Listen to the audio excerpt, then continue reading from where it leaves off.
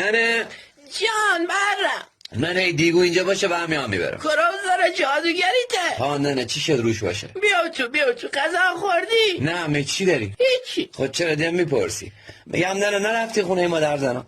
ها قلمم خورد کاش کم نرفتیدم. چرا ننه؟ پری خودش کجا بود؟ خونه بود باش حرف زدم زیفه بعد همه چی. چرا ننه می چی گفت؟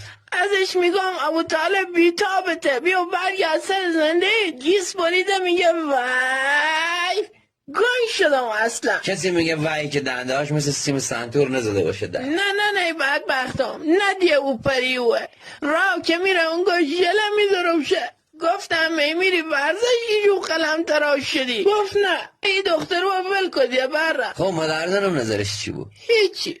ضعیف اومده میگه دخترم زود حرفتون رو تموم کنید شبه شوخی بازی نیست. منم گفتم داده من عوض که خودم میشونم برجی 3 میلیون پول اومون میاد نمیدونستی بودم.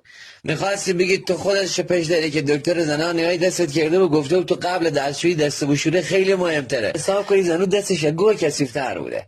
من رفتم ننه بخت ما برگشته.